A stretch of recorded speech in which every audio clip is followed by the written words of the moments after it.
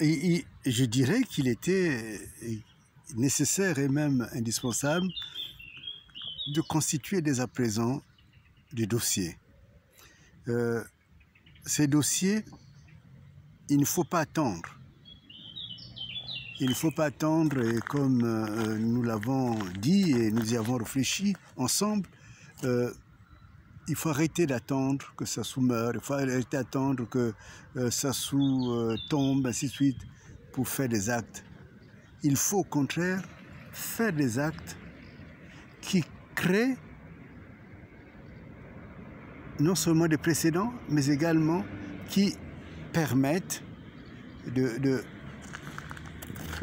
prendre date, qui permettent d'attaquer l'État congolais, même maintenant. Et pour ceux qui sont vraiment des victimes et qui ont envie de se battre, nous les mettons en relation avec notre consortium, mais nous ne sommes pas les seuls. Il y a d'autres avocats qui, certainement, peuvent prendre, s'ils ont du courage, puisque ce sont des actes qui demandent beaucoup de courage. S'ils ont du courage, ces avocats-là, avec eux, nous pouvons engager des procédures contre l'État congolais. Donc il est vraiment indispensable que vous preniez conscience que quand je parle du génocide,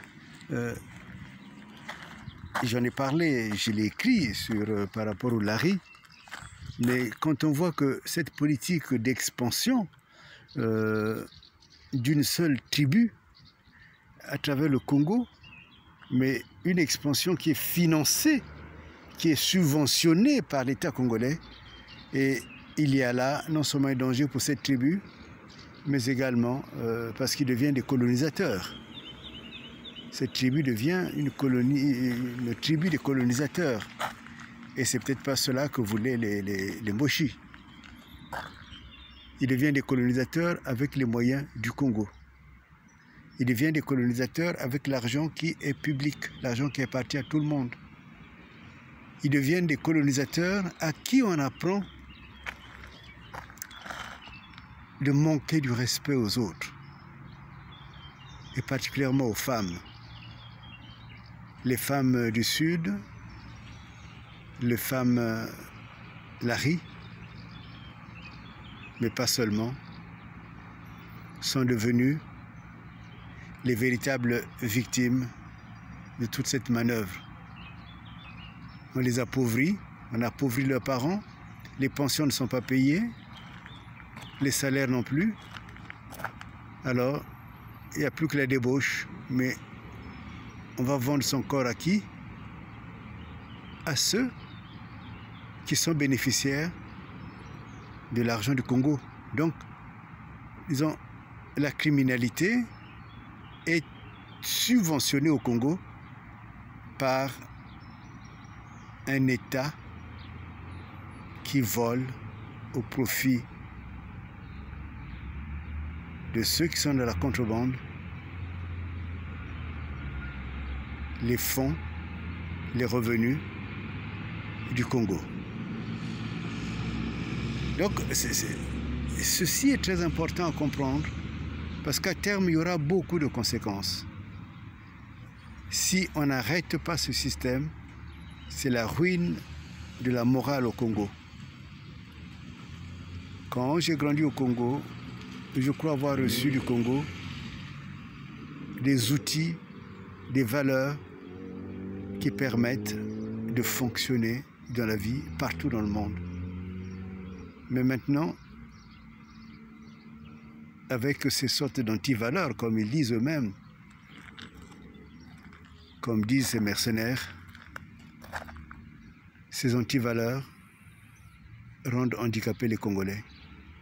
Et la réputation des Congolais est mauvaise à travers le monde.